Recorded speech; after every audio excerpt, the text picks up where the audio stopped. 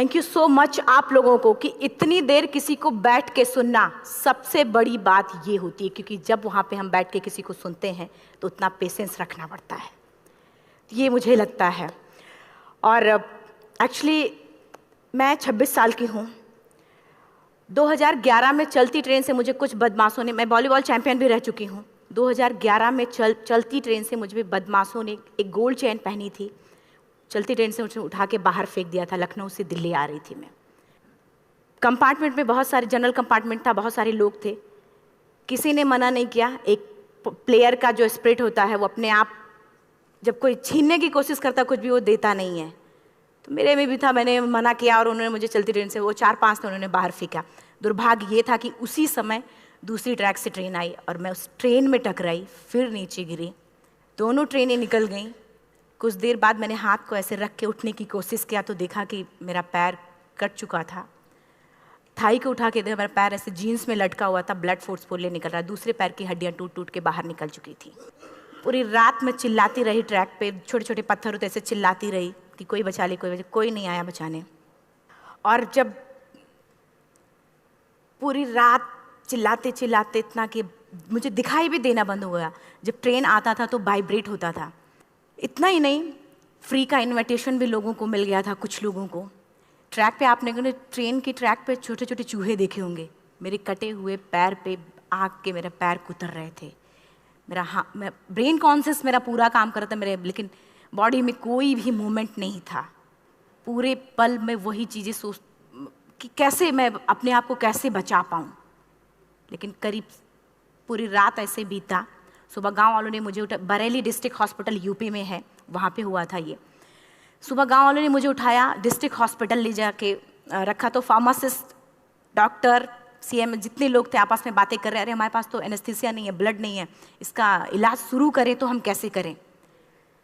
मुझे भी नहीं दिखाई तो नहीं, लेकिन मेरा सुनाई दे रहा था सब कुछ वहाँ पे। कहाँ से हिम्मत आई मुझ में, मुझे भी नहीं पता।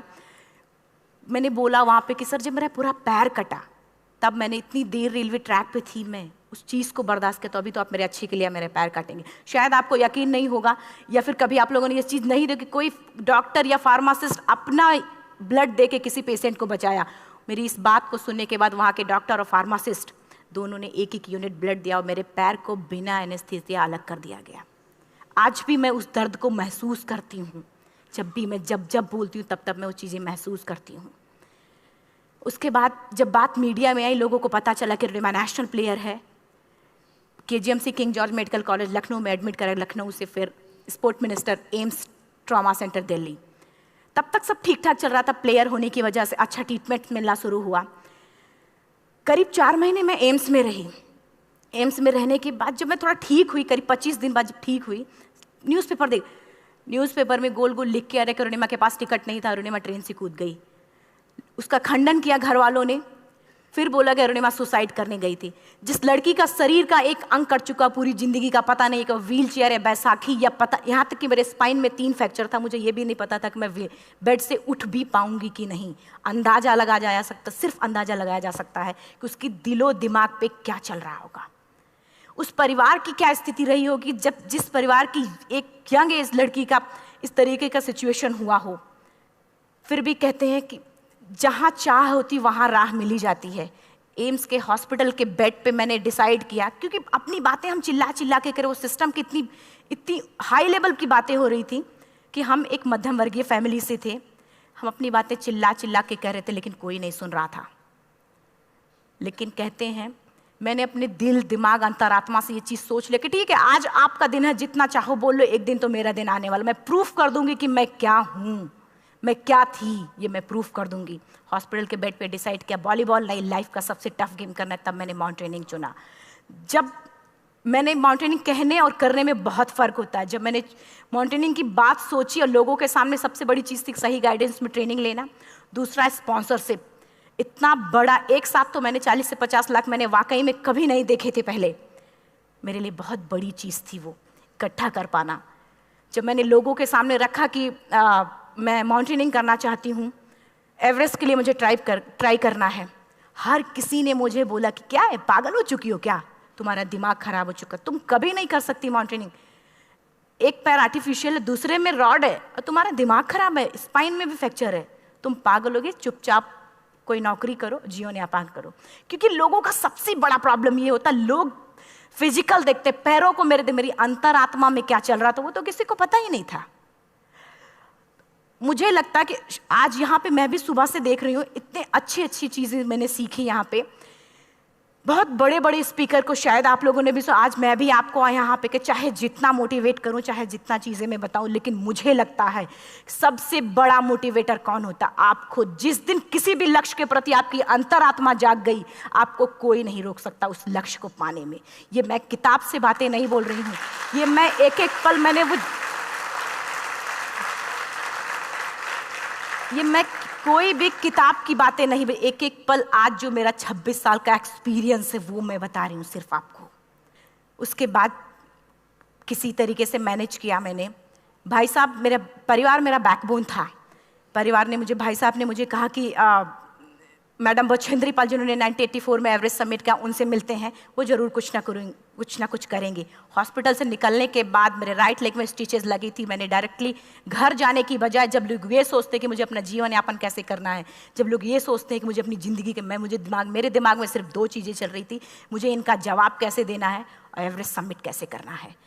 फर्स्ट तुरंत गए बछेंद्री मैम के पास। जब मिले, मैम ने फर्स्ट टाइम जब मुझे देखा तो उन्होंने कहा, अरुणिमा, उनकी आंखों में आंसू आ गए। उन्होंने बोला, अरुणिमा, तूने ऐसी हालात में एवरेस्ट जैसे दुरूह पहाड़ के बारे में सोचा तो तूने अपने अंदर तो एवरेस्ट फतह कर लिया, अब तो सिर्फ लोगों के लिए। मेरे परिवार को छोड़ के बाहर की पहली ऐसी महिला थी जिन्होंने मुझ पे भरोसा किया था कि हाँ अरुणिमा, तुम कर सकती हो। मेरे लिए वही बहुत बड़ी चीज़ थी। प्लानिंग भी कर ली, मैम भी मिल गई, सब हो गया। लेकिन जब उतरते हैं फील्ड में तब पता चलता कि हम क्या हैं। रोड हेड से मैं पहुंच गई। मैडम ने कहा कि ठीक है, तुम्हारे कहने, तुम्हारे सोचने से कुछ नहीं होगा, अरुणिमा प्रूफ करो कि कर सकती हो। मैंने कहा बस एक मौका चाहिए मुझे। वाकई में जब मैं माउंटेन में पहुंची, रोड हेड से बेस कैंप लोगों को 2 मिनट लगता था, मुझे 3-3 घंटे लगते थे, क्योंकि मेरे राइट लेग की हड्डियां भी नहीं जुड़ी थी। लेफ्ट मेरा आर्टिफिशियल लग चुका था, लेकिन स्टंप एकदम रेड, उसका मतलब घाव एकदम नए थे। मैं अगर पैर रखती थी तो मेरे पैर से जोर से अगर दबा देती थी तो पैर से मेरे ब्लड आने लगता था। सारे लोग नॉर्मल थे वहाँ पे। हर कोई ये बोलता कि एक पीक के लिए जाते थे तो हर कोई मुझे ये बोलता कि अरुणिमा तुम धीरे धीरे आओ। मेरे दिमाग में हर बार यही बात चलती थी कि क्या है, मैंने एवरेस्ट का प्लान किया, मैं इनके बराबर भी नहीं चल पा रही हूँ। खुद से संकल्प लिया कि कोई बात नहीं, एक दिन ऐसा आएगा कि मैं इनसे पहले जाऊँगी। और आपको शायद यकीन ना हो, आने वाले 8 महीने बाद पूरा का पूरा वेट उठा के बेस कैंप से साथ निकलते और टॉप पे पहले पहुंचते। ऐसे करके देखते थे कि अरे ये लोग तो पीछे। खुशी होती थी। उससे भी ज़्यादा मुझे खुशी तब होना शुरू हुआ जब वो सारे लोग आके मुझसे ये पूछते, मैडम खाते क्या हो, बता दो, पैर नहीं है फिर भी कैसे चलते हो। उसके बाद पूरा मुझे स्पॉन्सरशिप मिला। मैं जब एवरेस्ट के लिए गई, मेरे लिए सबसे बड़ा, एवरेस्ट की जर्नी में मेरे सबसे बड़ा चैलेंज यही था कि दूसरे को समझा पाना।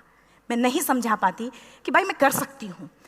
जब मैं एवरेस्ट के लिए गई, शेरपा होता, शेरपा को जब ये बात पता चला कि मेरा प्रोस्थेटिक लेग है, आर्टिफिशियल लेग है, दूसरे में रॉड, बोला नहीं ले जा सकता, इसकी वजह से तो मेरी भी जान जाएगी। मैडम ने, हमने सबने कन्विंस किया किसी तरीके से। मन वाकई में जो टीवी में हम और उसमें फोटोज़ में देखते हैं, ब्लू और ग्रीन आइस, हिला देने वाला होता। जितना सुंदर दिखता उतना ही हिला देने वाला होता। जब मैं हमारे ग्रुप में 6 लोग थे, रॉकी एरिया तक मैं सबसे पहले थी, लेकिन जैसे ही मैं ग्रीन और ब्लू आइस में गई, मेरा आर्टिफिशियल लेग स्लिप कर जाता था।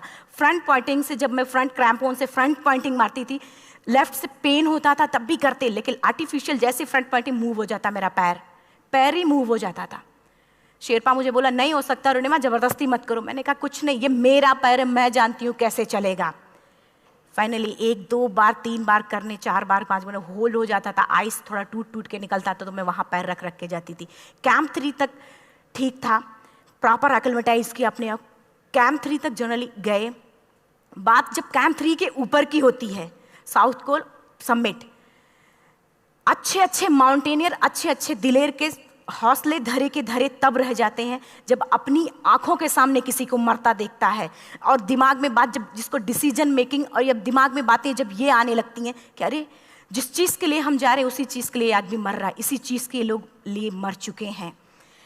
रात में क्लाइंबिंग, ज़्यादा से ज़्यादा माउंटेनिंग रात में की जाती है क्योंकि वेदर शांत होता है। जब मैं रात में निकली साउथ कोल से, कैंप 4 से, मेरी हेडलाइट जिधर ही हेडलाइट जा रही थी उधर ही डेड बॉडीज़ मुझे नज़र आ रही थी। मेरे रोंगटे खड़े हो रहे थे, मुझे समझ में नहीं आ रहा था कि मैं करूं तो क्या करूं। इतना ही नहीं, मैं जिस रोप में थी उसी रोप में जब मैं आगे जा रही हूँ और एक बांग्लादेशी, उनका हाथ हल्का हल्का ऐसे हिल रहा, मुंह से आवाज आ रही थी। मैं एक्सप्लेन नहीं कर सकती मुझे कितना डर लग रहा था। बार बार ये बार बार मन में आती, इसका ऑक्सीजन खत्म हुआ है, ये मर चुका है लास्ट सिचुएशन में, और हम कुछ नहीं कर पा रहे हैं, क्या करें। उसके बाद मैंने 10 से 15 मिनट सिर्फ मैं वहाँ खड़ी रही। मैंने सिर्फ इतना बोला कि अगर आप सभी में से सभी ने एवरेस्ट सबमिट कर लिया तब तो ठीक है, अगर नहीं सबमिट किया है मैं सबके लिए एवरेस्ट सबमिट करूँगी और जिंदा वापस जाऊँगी।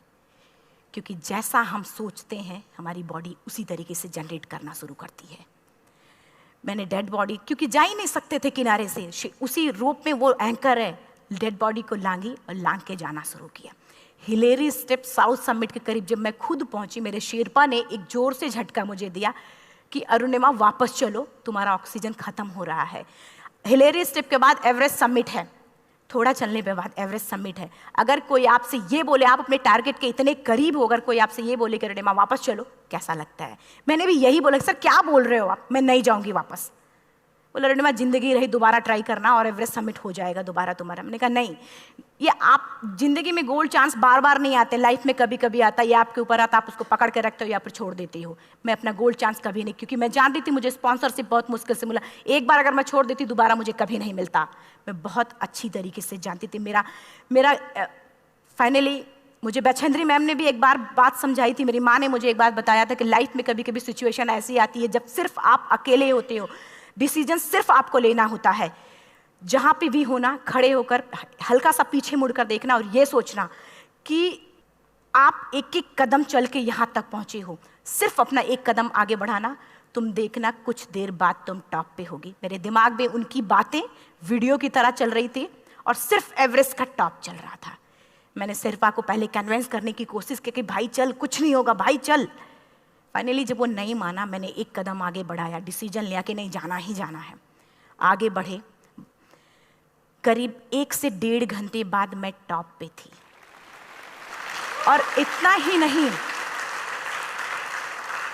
नहीं, आज भी मैं जितनी बार बोलती हूँ उतनी बार मैं महसूस करती, अब मेरे रोंगटे खड़े हो जाते हैं, मेरा दोनों हाथ ऊपर करके जोर जोर चिल्लाने का मन कर रहा कि इतनी जोर से चिल्लाऊं कि सबको बता दूं कि आज मैं टॉप ऑफ द वर्ल्ड पे हूं।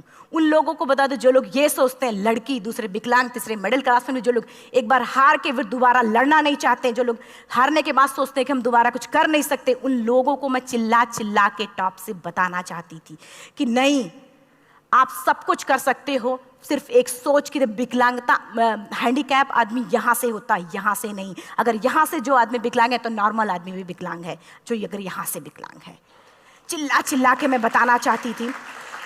मैंने शेरपा से कहा कि आप एक फोटो खींच लो, क्योंकि सारे लोग फोटो, अपना नेशनल फ्लैग का जो वैल्यू होती है ना, वो जो हम कहीं बाहर होते हैं तो पता चलता है। मुझे भी बहुत खुशी हो रही थी, फ्लैग को हग किया और बोला फोटो खींचो। बोला पागल हो गई है, तेरा ऑक्सीजन कभी भी खत्म हो जाएगा, नीचे चल। नहीं, फोटो खींच लो। फोटो खींचा उसने। वो तो अगली बार इतना तेज गुस्सा हुआ, मैंने उसको बोला कि भाई वीडियो भी बना ले। 8848 की हाइट पे ऑक्सीजन खत्म हो रहा है, आज हम भी हंस रहे हैं आप लोगों के साथ क्योंकि यहाँ पूरा ऑक्सीजन है। और 8848 की हाइट पे जब मुझे शेरपा, कोई भी शेरपा को बोलेगा भाई वीडियो बना, तो परेशान हो जाएगा, पागल हो चुकी, कि तुम मर जाए, यहाँ मैं जा रहा हूँ नीचे। मैंने कहा नहीं, कुछ नहीं होगा, आप बनाओ वीडियो। किसी तरीके से मैं 4-5 पेयर बैटरी रख के लेके गई कि डिस्पोजल कैमरा, एक अलग कैमरा, कि मतलब एक नहीं काम करेगा तो दूसरा करेगा, प्रॉपर प्लानिंग से। शायद आप लोग भी सोचो कि वाकई में लड़की को इतना बड़ा रिस्क लेने की क्या जरूरत थी, कि जिंदगी कभी भी जा सकती थी इसकी। लेकिन मैंने वो रिस्क लिया क्यों? क्योंकि मैं चाहती थी, कहीं ना कहीं से मेरे भी दिमाग में ये बात आ चुका था कि मैं जिंदा वापस ना जाऊं। मैं चाहती थी कि अगर मैं जिंदा ना जाऊं तो ये वीडियो मेरे इंडिया शेरपा से मैंने यही बात बोली, ये वीडियो अगर मैं जिंदा नहीं जाती हूँ, ये वीडियो मेरे इंडिया पहुँचा देना, मेरे यूथ तक चला जाएगा। क्योंकि मैं चाहती थी कि 11 अप्रैल 2011 को मेरा एक्सीडेंट हुआ, 21 मई 2013 10:55 पे मैं टॉप ऑफ द वर्ल्ड पे थी। ऑलमोस्ट 1 से 2 साल के अंदर कैसे यहाँ से मैंने ये चीज़, मैंने कभी भी कामयाब होने के, मेरी वो जिंदगी बन चुकी थी, मेरा जुनून बन चुका था, मेरा पैशन मेरा जिद बन चुका था। वो मेरा सोते उठते बैठते सिर्फ मुझे एवरेस्ट दिखाई जाए। और मुझे लगता है किसी को भी अगर अपना लक्ष्य पाना है, यहाँ से अगर वो पागलपन जब तक नहीं आएगा तब तक नहीं होगा। वो फाइनली उसने वीडियो बनाया। आप बोल रहे फटाफट अरुणिमा नीचे भागो। जब मैं टॉप पे थी तो कुछ लोग और भी थे, लेकिन 10:55 पे मैंने एवरेस्ट समिट, 11 बजे के बाद अगर कोई अटैम्प्ट करने की कोशिश करता है उसको सुसाइड अटैम्प्ट बोलते हैं। जैसे ही मैं नीचे चलना शुरू की, मैंने कहा भाई हाँ चल नीचे चलते हैं। ज़्यादा से ज़्यादा मौतें नीचे आते वक्त होती हैं एवरेस्ट पे। जब मैं नीचे आ रही हूँ, थोड़ा दूर ही मैं नीचे चली थी, मेरा ऑक्सीजन पूरी तरीके से ख़त्म। सिर्फ अंदाज़ा लगाया सकता कि जब ऑक्सीजन ख़त्म हुआ क्या परिस्थिति रही होगी। मैं ऐसे नीचे गिर गई और शेरपा मुझे बोल रहा कि अरुणिमा मुझे यकीन नहीं था कि तू एवरेस्ट सबमिट कर पाएगी, लेकिन फिर भी तूने किया। मैं चाहता हूँ कि अरुणिमा जिंदा चल, तू वापस उठ, खड़ी हो। मुझे खड़ा करने की वो कोशिश कर रहा था बार बार, मैं खड़ी नहीं हो पा रही थी, वाकई में दम ही नहीं था। लेकिन फिर भी कहते हैं कि जैसे हमारे नियम होते हैं वैसे ऊपर वाले के भी नियम हैं। उसकी लिस्ट में जब मेरा नाम नहीं है तो वो मुझे नहीं ले जा सकता। अगर दूसरी चीज़, मेरा कॉन्सेप्ट एकदम क्लियर हो चुका था। जब रेलवे ट्रैक पे मैं थी, रेलवे ट्रैक पे 7 घंटे में पड़ी थी, 49 ट्रेन अप डाउन हुई थी, तो मेरा कॉन्सेप्ट एकदम क्लियर हो चुका था। इसका मतलब है कि ऊपर वाले ने अगर मुझे कुछ बचाया है तो कुछ ना कुछ इतिहास रचने के लिए बचाया है। मैंने पॉजिटिव तरीके से सोचा। और उसी समय एक ब्रिटिश क्लाइंबर नीचे से ऊपर आ रहा था और उसके पास 2 ऑक्सीजन, तो उसने एक को वहीं फेंका और दूसरे को लेके नीचे जाना शुरू किया क्योंकि वेदर ख़राब था। मेरा शेरपा मुझे एंकर किया और जाने लगा नीचे, और वो फटाफट उसको लेके आए, मुझे लगाया। उसने बोला अरुणिमा तू बहुत लकी है कि तुझे यहाँ पे ऑक्सीजन मिला है। वाकई में ऊपर वाला भी चाहता कि तू जिंदा रहे। वो मुझे बार बार लकी बोल रहा था। शायद आप लोग में से भी कोई होगा कि जो लक और भाग्य जैसी चीज़ों पे यकीन करता हो, या पता नहीं भी। मैं किसी की भावनाओं को ठेस नहीं पहुंचाना चाहते, लेकिन मैं इन किसी भी चीज़ों पे भरोसा नहीं करती, क्योंकि मेरा मानना है कि लक भी उसी का साथ देता है जिसके अंदर जीतने का जज्बा है। अगर आपके अंदर जीतने का जज्बा नहीं है, चारों तरफ सिर्फ बहाने होते हैं, सिर्फ बहाने, इतना सारा एक्सक्यूज़ होता है। शायद मैं भी अगर वापस आ गई होती तो मैं बोल देती मेरा ऑक्सीजन खत्म है, कोई मुझसे पूछने ना बछेंद्री मन, ना मेरा परिवार, कोई भी मुझे पूछने नहीं आता। लेकिन क्या कभी मैं अपने आप को समझा पाती? कभी नहीं। फाइनली जो भी था, लक भाग्य किस्मत में नीचे आ रही थी, बहुत खुश थी। माउंटेन, डेड बॉडीज, मेरा शेरपा, ये लोग थे। मैं किसी से शेयर भी नहीं कर पा रही थी कि अरे मैंने एवरेस्ट सबमिट किया, किसी से शेयर भी नहीं कर पा रहे थे। फटाफट मैंने नीचे हील मार के, हम ऐसे हील मार के नीचे आ रहे थे। एकाएक मेरा प्रोस्थेटिक लेग, पूरा का पूरा लेग ही निकल गया। -60 डिग्री तक टेम्परेचर डाउन हो जाता है एवरेस्ट पे। मेरा हाथ वगैरह ये सब ऐसे मूवमेंट, ऐसे मुड़ नहीं रहा था, ब्लड निकलने लगा था, ये सब यहाँ था। मुझे शेरपा से मैं बोल रही हूँ कि ऑलरेडी मेरा पैर कटा हुआ है, अगर दिमाग में ये बात है कि मेरा हाथ भी काटना पड़ेगा, कैसा लगेगा मेरा दिमाग। क्योंकि ये ऐसा मूवमेंट, रेड 3 स्टेज होती हैं। रेड मेरा हो चुका था, रेड, ब्लैक, ब्लू, ब्लैक हो तो काटना पड़ेगा। तो बार बार मैं बोल रही हूँ शेरपा से कि भाई हाथ मेरा कुछ हो रहा है, इसमें मूवमेंट नहीं हो रहा है, यहाँ सबसे ब्लड हो रहा है। बोला अरुणिमा कुछ नहीं, जितना नीचे जाएंगे उतना अच्छा होगा। प्रोस्थेटिक लेग मेरा निकल चुका है, मैं रुकी हूँ, मेरा ऑक्सीजन चल रहा, बड़े मुश्किल से लक भाग्य किस्मत जो भी था मुझे मिला था। शेरपा मेरे आगे है, लास्ट मोमेंट तक वो मुझे बोलेगा, अगर वो मैं नहीं चलती वो मुझे छोड़ के चला जाए। गलती उसकी भी नहीं होती, क्योंकि वो क्या करे क्लाइंबर की वजह से, या तो अपनी जान वो भी दी, गलती उसकी भी नहीं है। लास्ट में मेरी आंखों से आंसू निकलने लगा। मैंने सोचा क्या करूं अब, रोने अपने आप आंसू ने कहीं ना कहीं से आ ही जाता है। दूसरे पल मुझे समझ में आ गया कि रोने धोने से कुछ नहीं होगा। मैंने आंसू को पोंछा और रोप, जो मेरी रोप थी, रोप को पकड़ा, दूसरे हाथ से आर्टिफिशियल लेग को, पैर को घसीट के चलना शुरू हो गया, क्योंकि मेरे पास यही था। ये तो दूसरा था, गिव अप कर दो ही चीज़ थी। पैर को घसीट चलना शुरू हुआ। कुछ दूर नीचे चलने के आने के बाद रॉक था, उसमें घुसे, पैर को खोला, सही किया, फिर नीचे चलना। Camp 4 to summit to camp 4 3500 feet है, और इसमें टोटल जनरली लोग 16 से 17 घंटे में सबमिट कर लेते हैं। मुझे टोटल 28 घंटे लगे थे। हर माउंटेनियर, चाहे बाहर का या फिर इंडिया का, हर किसी ने ये मान लिया था कि अरुणिमा जिंदा वापस नहीं आएंगी। हर किसी ने ये चीज़ मान लिया था। लेकिन मुझे लगता, जब मैं वापस साउथ कोल पहुंची, जब मैं टेंट का जिप खोला, मैंने हर किसी ने कहा कि अरे तू यहाँ है, हम तो सब सोच लिए थे तू चली गई। हर किसी ने ये बोला था। फिर सब खुशी मना रहे थे हम सब। देखिए, ये सब बताने का मेरा सिर्फ एक मकसद था कि सब कुछ हम में है, हम जैसा चाहें वैसा कर सकते हैं। ऑलरेडी टाइम हो चुका है। मैं एक चार लाइन की पंक्ति सिर्फ बोलूँगी। मैं एक्चुअली, मेरा एम है कि मैं वर्ल्ड के जो कॉन्टिनेंट हैं, कॉन्टिनेंट के हाईएस्ट पीक समिट करूं। एशिया का एवरेस्ट हो चुका है, अफ्रीका किलिमंजारो हो चुका है, यूरोप का एल्ब्रुस हो चुका है। 23 नवंबर को मैं जा रही हूँ ऑस्ट्रेलिया हाईएस्ट पीक के लिए। बस आप लोगों की गुड विशेस चाहिए। और 4 लाइन, अभी तो इस बाज की असली उड़ान बाकी है, अभी तो इस बाज की असली उड़ान बाकी है, अभी तो इस परिंदे का इम्तहान बाकी है, अभी अभी मैंने लांघा है समुद्रों को, अभी तो पूरा आसमान बाकी है। Thank you so much. Thank you.